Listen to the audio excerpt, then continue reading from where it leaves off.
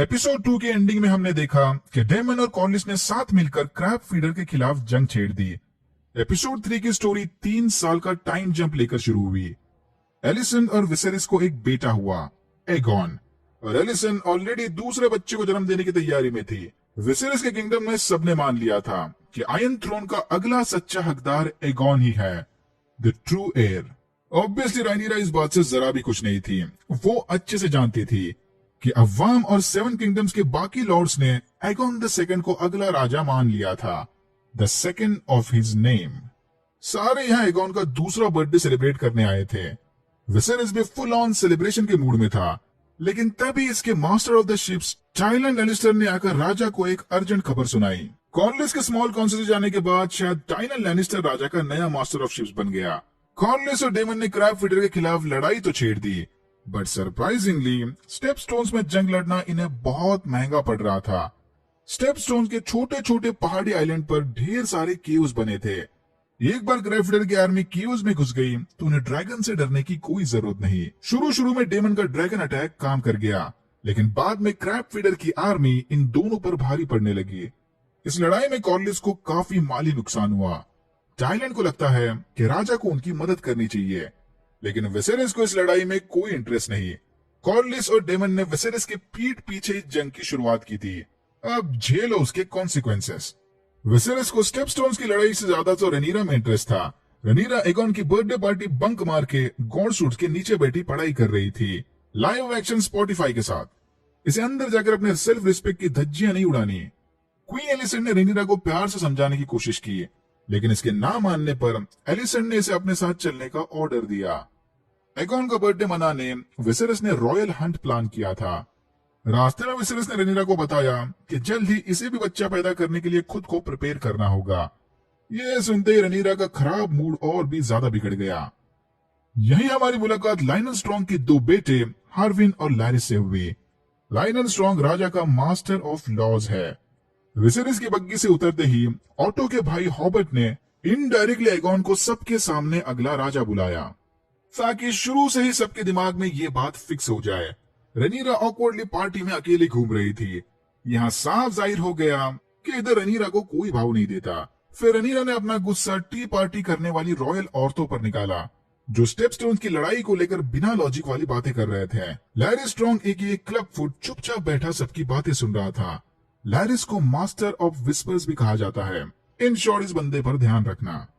बाहर आते ही टाइलन के जुड़वा भाई जेसन लैनिस्टर ने रेनीरा को इनडायरेक्टली प्रपोज कर दिया। इसने तो रेनीरा के ड्रैगन के लिए अपने इलाके में ड्रैगन पिट बनाने की भी तैयारी कर ली।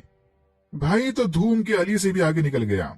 ये सुनते ही रेनीरा गुस्से में विसेरिस से मिलने चली गई। वो अच्छे से जानती थी कि विसेरिस ने जेसन को पट्टी पढ़ाकर इसके पीछे भेजा होगा।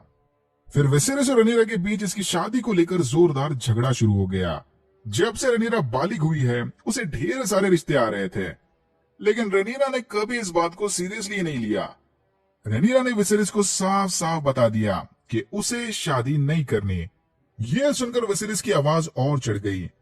सबके बीच राजा और प्रिंसेस को लड़ता देख ऑटो ने सब्जेक्ट चेंज करने की कोशिश की। हंटर्स ने जंगल में एक व्हाइट हार्ट को ट्रैक किया था। सफेद हिरन का मिलना एक तरह की डिवाइन निशानी है। ऑटो को लगता है कि यह गॉड्स की तरफ से एक साइन है कि एगॉन आगे चल के एक अच्छा राजा बनेगा, लेकिन उसके लिए विसेरिस को व्हाइट हार्ट का शिकार करना होगा। रेनीरा को इस सब में कोई इंटरेस्ट नहीं था, तो वो घोड़ा लेकर अकेली जंगल में चली गई। सर क्रिस्टन कोल प्रिंसेस की रक्षा करने उसके पीछे चल दिया। व्हाइट हार्ट के शिकार के लिए जेसन ने विसेरिस को स्पेशल स्पीयर गिफ्ट किया। जेसन की बातों से यह साफ जाहिर हो रहा था कि वो और रम के बाकी लॉर्ड्स एगॉन को ट्रू एयर मानते हैं। ये सुनते ही विसेरिस की फुल सटक गई। विसेरिस ने रेनीरा को बस टाइम पास करने के लिए एयर नहीं बनाया था, उसके पीछे भी एक वजह है। इन्हीं ख्याल में विसेरिस भर भर के वाइन पीने लगा। जेसन का राजा को खुश करने वाला प्लान बुरी तरह से बैकफायर हो गया। विसेरिस ने ऑटो को बताया कि उसे रेनीरा के साथ कोई जोर जबरदस्ती नहीं करनी, वो तो बस अपनी बेटी को खुश देखना चाहता है। यहीं पर ऑटो ने विसेरिस को सलाह दी कि भलाई इसी में है कि वो रेनीरा और उसके 2 साल के भाई एगॉन की आपस में शादी करा दे। विसेरिस यहाँ एंजॉय करने आया था, उसे फिलहाल इन पॉलिटिकल मैटर्स में नहीं पड़ना। विसेरिस को भड़कता देख ऑटो ने वहां से कल्टी मार ली। बट ये लोग विसेरस को इतनी आसानी से नहीं छोड़ने वाले। एक सरदर्द गया नहीं कि दूसरा खिदमत में हाजिर। लाइनल को लगता है कि रेनीरा की शादी कॉर्लिस के बेटे लेनोर से करानी चाहिए। सेम वही पावर को बढ़ाने वाला रीजन। विसेरस लाइनल को इग्नोर करते हुए वाइन लेकर बाहर चला गया। उधर कोल ने रेनीरा को किसी तरह शांत कर दिया था। दिन भर जंगल में भटकने के बाद ये दोनों बॉन फायर के पास बैठे थे। रेनीरा को अब भी एक ही बात खाई जा रही थी, क्या रैम कभी उसे एज ए क्वीन एक्सेप्ट करेगा। थोड़ा सोच विचार करने के बाद क्रिस्टन कोल ने इसे बताया कि ऑफ कोर्स करेगा, क्योंकि उनके पास दूसरा कोई ऑप्शन ही नहीं होगा। तभी उनके ऊपर एक जंगली बोर ने हमला कर दिया। कोल ने रेनीरा को उस बोर के अटैक से बचा लिया, बट बाद में रेनीरा ने अपना सारा गुस्सा उस अधमरे बोर पर निकाल दिया। विसेरस ने नशे में एलिसेंट के सामने कन्फेस किया कि उसने रेनीरा को सिर्फ इसीलिए हेir बनाया था ताकि वो डेमन को आयरन थ्रोन से दूर रख सके। इनकी फैमिली में ड्रैगन चलाने वाले तो बहुत हैं, लेकिन प्रोफेसी के सपने देखने वाले काफी कम हैं। विसेरस के इन्हीं सपनों की वजह से उसने एमा को खो दिया, और अब उसे लगने लगा है कि शायद रेनीरा को हेir बनाकर भी इसने कोई गलती कर दी, क्योंकि रेनीरा को प्रिंसेस वाली ड्यूटीज की जरा भी परवाह नहीं। उसे तो हमेशा अपनी मनमानी करनी है। विसेरस को जल्दी एक और डिसअपॉइंटिंग खबर मिलने वाली थी। जिस हिरन को वो ड्रैग कर रहे थे वो व्हाइट हार्ट नहीं बल्कि एक रेगुलर हिरन था। विसेरस ने निराश होकर जेसन के दिए भाले से उस हिरन को मार दिया, लेकिन इसमें भी राजा को 2 बार ट्राई करना पड़ा। आयरन थ्रोन से मिले जख्म की वजह से विसेरस को 2 उंगलियां काटनी पड़ी, इसलिए वो भाले पर मजबूत पकड़ नहीं बना पा रहा था, इंडिकेटिंग कि विसेरस अब फिजिकली और मेंटली भी कमजोर बनते जा रहा है। रेनीरा और क्रिस्टेंसन पहाड़ी के किनारे बैठे व्यू के मजे ले रहे थे कि तभी वहां व्हाइट हार्ट आ गया। क्रिस्टन ने तलवार निकालकर हिरन को मारने की कोशिश की, लेकिन रेनीरा ने उसे रोक लिया, इंडिकेटिंग कि अपने पावर और हक को साबित करने रेनीरा को किसी मासूम जानवर की जान लेने की जरूरत नहीं। हो सकता है कि ये ओल्ड गॉड्स का साइन हो कि रेनीरा ही true heir to the iron throne है। खून में लथपथ रेनीरा सर उठाकर राजा के कैंप में चली गई। रेनीरा के लाए शिकार को देखकर हार्विन स्ट्रॉन्ग काफी इंप्रेस था। बाकी सारे हैरान होकर रेनीरा को देखने लगे। ऑटो ने एलिसेंट को पट्टी पढ़ाई कि उसका बेटा एगोन ही आयरन थ्रोन का असली हकदार है। जब तक एलिसेंट खुद से यह बात विसेरस के दिमाग में नहीं डालती, उसे ये समझ नहीं आने वाला। थोड़ा हिचकिचाने के बाद एलिसेंट मान गई। एलिसेंट इसी बात को डिस्कस करने विसेरस के चेंबर में गई थी, लेकिन कॉर्लिस के भाई का भेजा लेटर देखकर इसने टॉपिक चेंज कर दिया। कॉर्लिस के भाई ने डेमन के पीठ के पीछे विसेरस से मदद मांगी थी। एलिसेंट ने राजा को समझाया कि राम की भलाई के लिए क्रैब फीडर से छुटकारा पाना जरूरी है। विसेरस समझ गया और डेमन की मदद करने इसने कुछ शिप्स और मैसेंजर के साथ अपना जवाब भेजा। रेनीरा को लगता है कि विसेरस एगोन को राजा बनाकर इसे बिजनेस डील की तरह यूज करना चाहता है, इसीलिए विसेरस ने एलिसेंट से शादी की ताकि वो फटाफट बेटा पैदा करके रेनीरा से छुटकारा पा ले। क्योंकि अगर विसेरस को पावर के लिए शादी करनी होती तो वो एलिसेंट से नहीं लीना से शादी करता। फिर विसेरस ने रेनीरा से वादा किया कि चाहे कुछ भी हो जाए वो रेनीरा को रिप्लेस नहीं करेगा। रेनीरा का हक उसे मिलकर ही रहेगा, बट इसके लिए रेनीरा को शादी करनी होगी। अच्छा होगा कि रेनीरा अपने क्लेम को और मजबूत करने खुद के लिए कोई स्ट्रॉन्ग लड़का ढूंढे।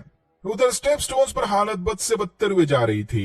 लेनर को लगता है कि क्रैब फीडर की आर्मी को केओस से निकालने का बस एक ही रास्ता है, किसी को तो चारा बन के खुद वहां जाना होगा। लेनर के हिसाब से डेमन इस काम के लिए परफेक्ट बेट होगा, लेकिन कॉर्लिस के भाई को लगता है कि डेमन की वजह से वो ये लड़ाई हार रहे हैं, उस पर भरोसा करके कोई फायदा नहीं। तभी वहां डेमन भी आ गया। सबके चेहरे देखकर ये साफ जाहिर हो रहा था कि अब तो सिपाहियों को भी डेमन पर कॉन्फिडेंट नहीं रहा। इन सब ने ऑलरेडी हार मान ली थी। फिर विसेरस के भेजे मैसेंजर ने सबको खबर दी कि राजा साहब इनके लिए मदद भेज रहे हैं। ये सुनते ही डेमन की सटक गई और वो मैसेंजर को ही कूटने लग गया। डेमन अकेला बोट में बैठकर क्रैब फीडर के आगे सरेंडर करने चला गया, लेकिन जल्दी हम समझ गए कि ये तो बस क्रैब फीडर की आर्मी को केओस से बाहर निकालने की चाल थी। डेमन ने मौका देखकर अकेले क्रैब फीडर की आर्मी पर हमला कर दिया। Full on Bollywood plus Tollywood one man show लड़ाई। माना कि 1-2 एरोज लग गए, लेकिन फिर भी थोड़ा ज्यादा हो गया। कुछ ही देर में क्रैब फीडर की आर्मी ने डेमन को चारों तरफ से घेर लिया। क्रैब फीडर दूर खड़ा ड्रैगन्स पर नजर रखे हुए था। इसे यह नहीं पता था कि कॉर्लिस एके सी स्नेक की आर्मी भी पास खड़ी सबके बाहर आने का वेट कर रही थी। मौका देखकर कॉर्लिस की फौज ने क्रैब फीडर की आर्मी पर हमला कर दिया। लेनोर अपने ड्रैगन सी स्मोक पर बैठा ऊपर से सब पर आग बरसाने लगा। क्रैब फीडर ये देखकर फौरन गुफा के अंदर भाग गया। डेमन भी उसके पीछे चला गया। कुछ देर बाद ही डेमन क्रैब फीडर की 50% ऑफ बॉडी लेकर गुफा से बाहर चला आया। सबके लिए एक खुला मैसेज कि डेमन टारगेरियन को हल्के में मत लेना। और यहाँ होता है एपिसोड 3 खत्म। एक दो चीजें छोड़कर मुझे ये एपिसोड अब तक का सबसे बेस्ट एपिसोड लगा। तो शो रनर्स ने क्रैब फीडर को बड़ा विलन बनाकर बुक से अलग जाने का रिस्क नहीं लिया। होपफुली आपके प्रॉब्लम्स भी क्रैब फीडर के कैरेक्टर आर्क की तरह ही हो, शुरू होते ही खत्म हो जाएं। Alright, that's it for now. अगर आपको वीडियो अच्छा लगा तो please like, channel subscribe for more videos like this. मैं ऐसे और भी वीडियोस बनाए जिनके लिंक्स आपको डिस्क्रिप्शन बॉक्स में मिल जाएंगे। Thank you very much for watching and I am hoping to see you in my next one.